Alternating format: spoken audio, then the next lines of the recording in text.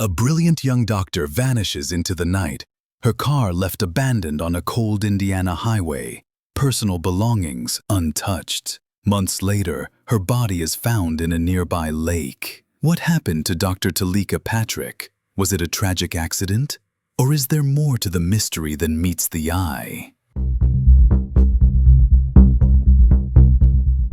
She was 30 years old, a promising doctor in residency, bright, dedicated, and full of potential. Colleagues saw her as quiet but brilliant, the kind of person who could have gone anywhere in medicine.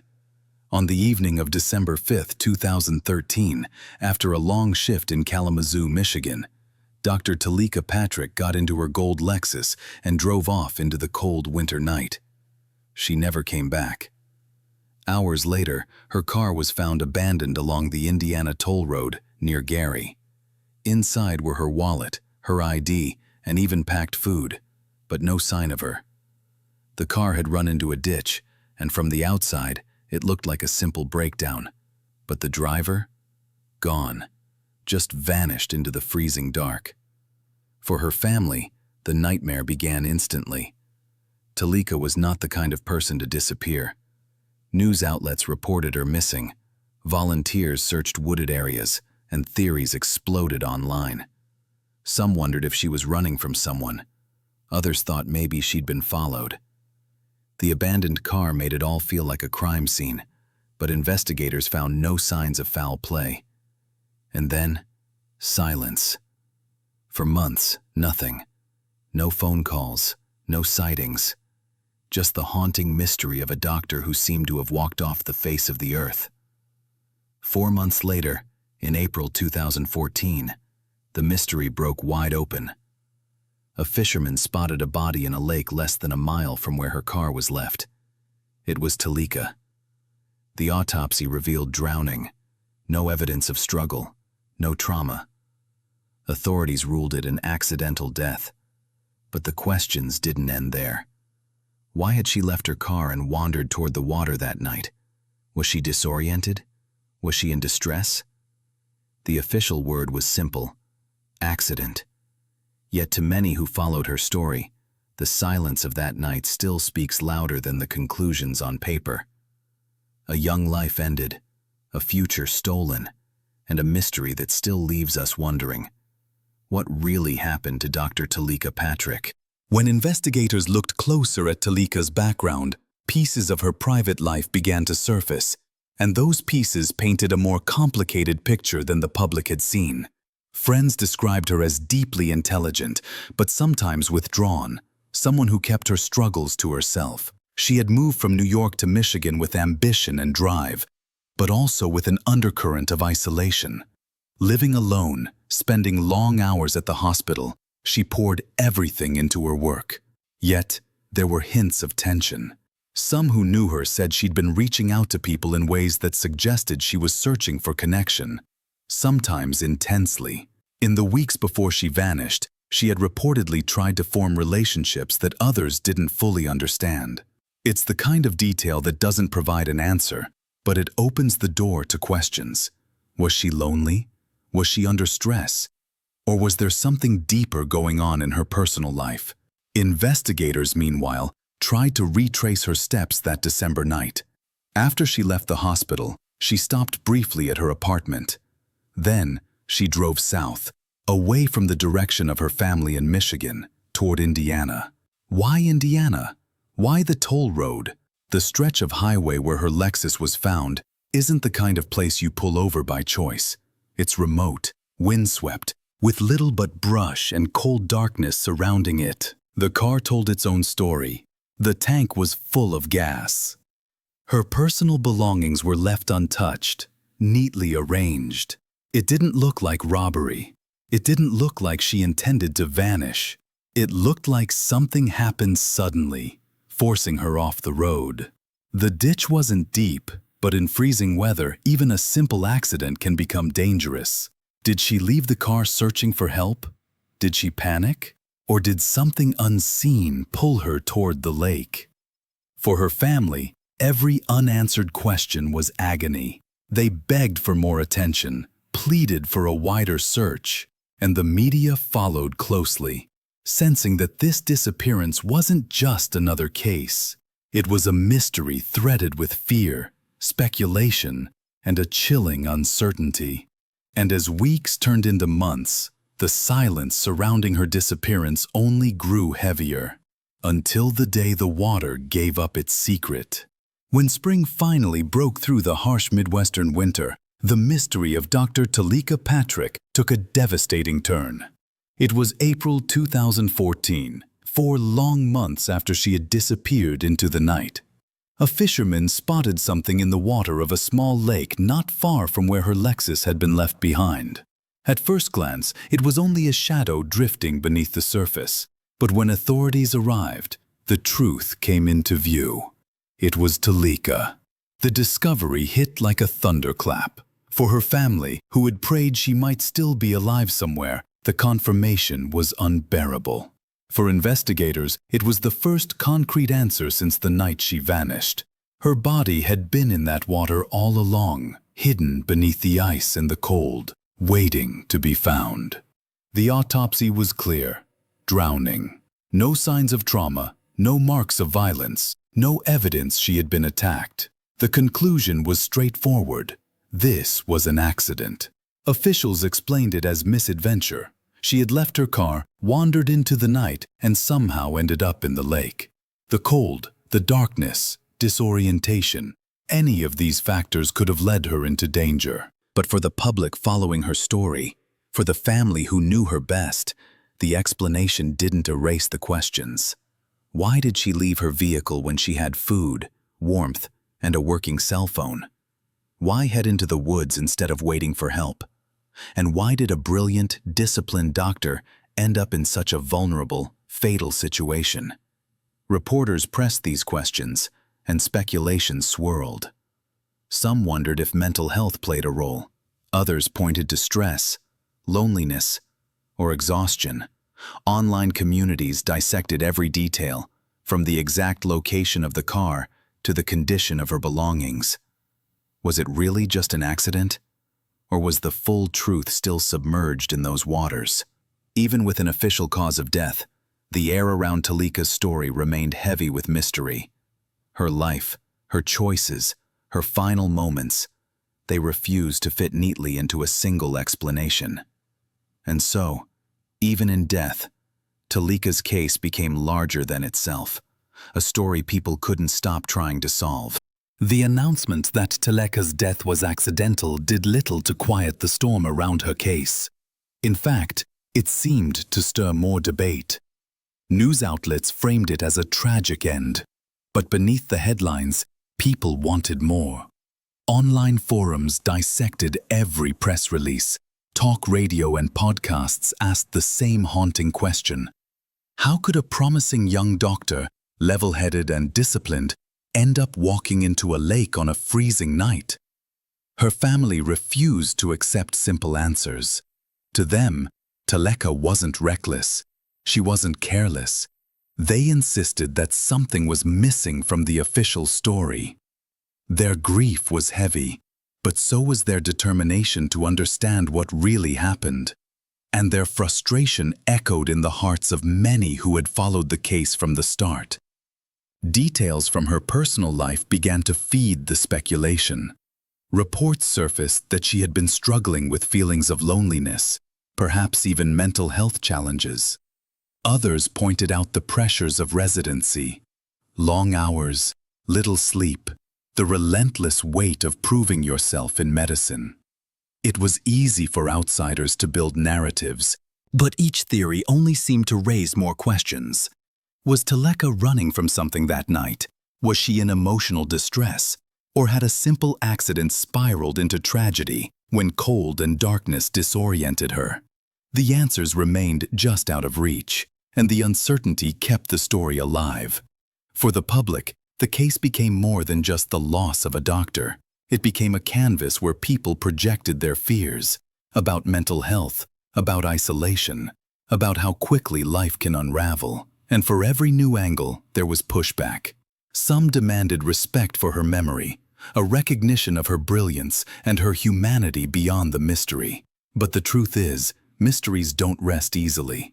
The official cause might have been drowning, yet the questions continued to ripple outward, pulling more people into the story. And in that growing storm of speculation, one figure would soon emerge at the center of attention. Someone who never expected to be drawn into the narrative of Teleka Patrick. As reporters dug deeper into Teleka's private world, a surprising name surfaced, and with it, a new layer of intrigue. Charles Ellis, a well-known pastor from Detroit, suddenly found himself pulled into headlines he never asked for. The connection wasn't through scandal or crime, but through a series of letters and gestures that Teleka had made in the months before her disappearance. Investigators revealed that she had attempted to reach out to him, sending messages and even a package that included personal items. For Ellis, it was unexpected, uncomfortable, and deeply tragic. He made it clear he barely knew her, that there had never been a relationship, yet the press seized on the story. It was the kind of detail that kept the mystery alive, suggesting a woman searching for connection, reaching towards someone she admired from afar. The revelation added weight to theories about her emotional state. Was she lonely? Was she struggling silently under the pressures of her career? To many, these details painted a picture of vulnerability, not instability, but of a brilliant woman isolated in a demanding profession, yearning for belonging. For the public, the pastor's involvement became an easy headline, but for the family, it was painful. They wanted the world to remember Teleka for her achievements, her compassion, her work in medicine, not for the unanswered questions surrounding her final months. Yet the media spotlight had shifted, and narratives took shape that no one could control. Ellis himself asked for privacy, expressing sympathy, but also insisting he had no role in her disappearance or her death. Still, the mention of his name made the story spread even wider. Suddenly, Teleka's case wasn't just local, it was national news. A mixture of tragedy, rumor, and speculation amplified by every new broadcast. And through it all, one fact never changed. A young doctor with everything ahead of her had vanished into the night and been found months later in a lake. The rest, every theory, every headline, was an attempt to answer the question no one could. Why? For Teleka's family, the discovery of her body should have brought closure. Instead, it opened a new battle, this time against the noise of public opinion. Her parents, heartbroken yet composed, stood before cameras asking people to remember their daughter for who she really was. To them, she wasn't just the subject of speculation or a headline tied to a pastor's name. She was a gifted young woman, compassionate, spiritual, with dreams of healing others. But grief doesn't quiet the media. Each new story seemed to chip away at her legacy, reducing her to rumors about her mental state or to the strange package she once sent. Her family pushed back, reminding the world that Teleka's life was much more than the way it ended. They spoke about her talent at the piano, her commitment to medicine, her generosity toward friends. They wanted people to see the full picture, not just the fragments that fueled mystery. The fight wasn't easy. The internet had already taken hold of the story, and every article seemed to spark new theories. Some framed her as troubled. Others insisted something darker must have happened. For her loved ones, it was exhausting to watch strangers dissect her final months without knowing her heart, her struggles, or her daily reality. Still, they never stopped speaking for her. They worked with local churches. They appeared on news programs. They asked for compassion. They wanted her remembered not as a case, but as a person. A daughter who loved her family, a physician who cared for her patients, a woman whose life mattered deeply. Yet the louder they spoke, the more the public seemed to split. Some voices respected the family's plea. Others fed the mystery, unwilling to let go of the unanswered questions. And that tension, the battle between truth and speculation, kept the story alive, long after the official investigation had closed. Even after investigators closed the file, the public refused to let the story rest. Online forums buzzed with activity, amateur sleuths piecing together timelines, debating every mile Teleka drove that December night. Social media gave the case a second life, spreading speculation far beyond Michigan and Indiana. People who had never known her spoke with certainty, as if they could solve the riddle from behind a screen. Some were convinced there had to be foul play. They pointed to the eerie image of a car abandoned on a desolate highway, her possessions untouched inside. Others leaned into the narrative of mental health struggles, interpreting her attempts to connect with people, like Pastor Ellis, as signs of desperation. Each theory seemed to say more about the person proposing it than about Teleka herself, but together they kept the mystery alive. True crime shows picked up the case, framing it with suspenseful music, lingering on every unanswered question. Podcast hosts dissected the autopsy report, the weather that night, the geography of the toll road. To them, the official explanation felt too simple, too tidy. And audiences agreed, millions of listeners drawn not just to the facts, but to the haunting sense that something was missing. But speculation is a double-edged sword. While it kept Teleka's name alive, it also distorted her story. The more people discussed the mystery, the further they drifted from the woman at the center of it. A young doctor, ambitious and caring, who had dedicated her life to helping others. Her family watched the cycle with pain, knowing they couldn't control it. They wanted her remembered for her light, not her disappearance. Yet in the strange world of modern true crime, her case had become something larger. A cultural mirror, reflecting society's fascination with tragedy, isolation, and the unknown. And as the theories multiplied, one truth remained untouched.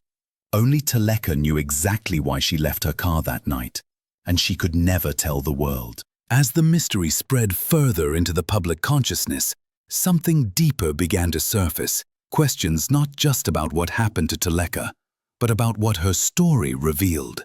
She was 30 years old, brilliant, ambitious, carrying the weight of a career in medicine.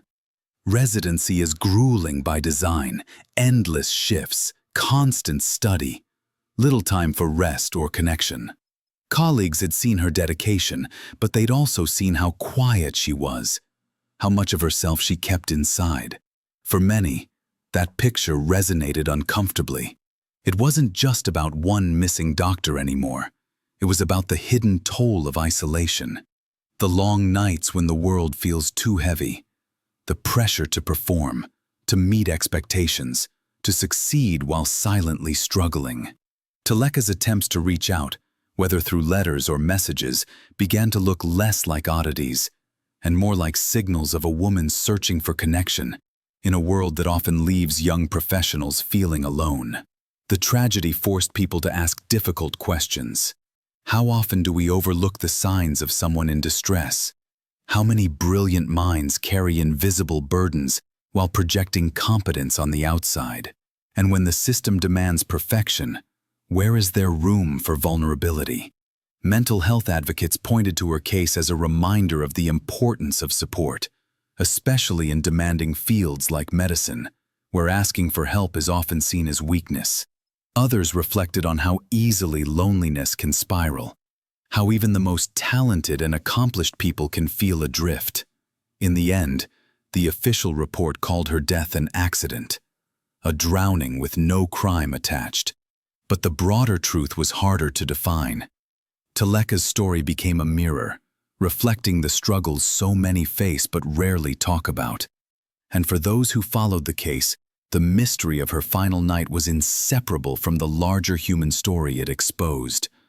The story of brilliance shadowed by isolation, and of how fragile even the brightest futures can be. To truly feel the weight of this story, you have to go back to that night in December 2013 and imagine the world through Teleka's eyes. It was cold, the kind of biting Midwestern winter that sinks into your bones. After a long shift, she left the hospital, drove to her apartment, and then, For reasons no one can fully explain, she headed south, past familiar streets, past safe routes, deeper into the night. The Lexus carried her down the highway, headlights cutting through darkness. At some point, she left Michigan behind and entered Indiana, a direction that puzzled investigators and family alike. There was no clear destination, no family waiting there, no evidence of a plan, just the open road stretching ahead. Then came the toll road near Gary, a desolate stretch where wind whips across empty fields. That's where her car veered off into a shallow ditch. Not a violent crash, but enough to stop her journey cold. Inside, everything was in place. Her purse, her ID, her food packed neatly. Nothing stolen, nothing broken, just silence. What happened next can only be imagined. Did she step out of the car looking for help? Did she feel disoriented in the dark, her breath turning to clouds in the frozen air? Did the stillness of the night drive her toward the water, a black surface hidden in the distance? The lake was less than a mile away. In daylight, it might not have seemed threatening, but at night, in winter, with no light and no warmth, it was deadly. Authorities believe she made her way there, perhaps confused, perhaps desperate, until the icy water claimed her.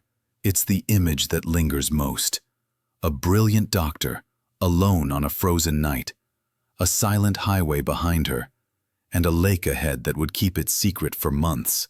No witnesses, no cameras, just questions that would echo long after the water gave up her body. In the end, the story of Dr. Teleka Patrick is one of brilliance, tragedy, and silence.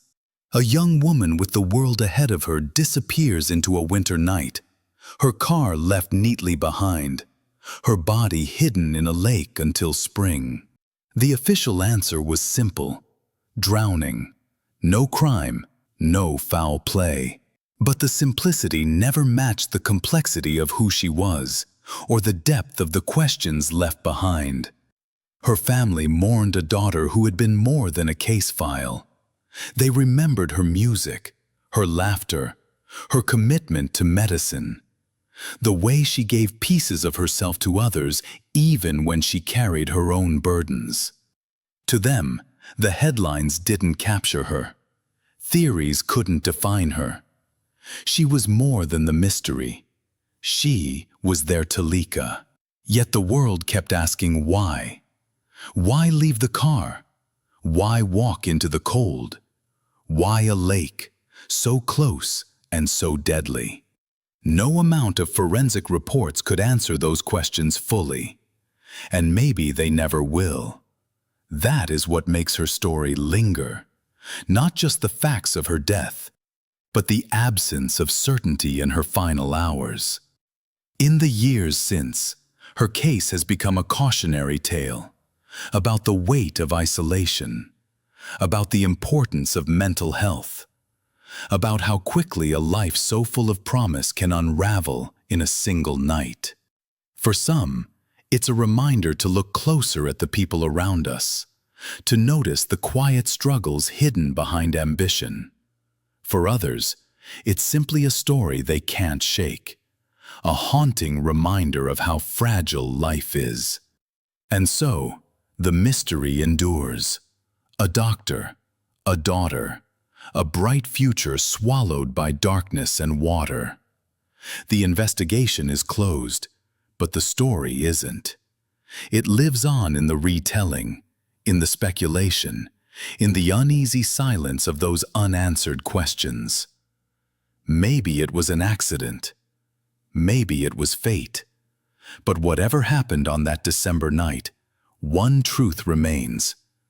The world lost a remarkable woman, and her story continues to echo long after the water grew still.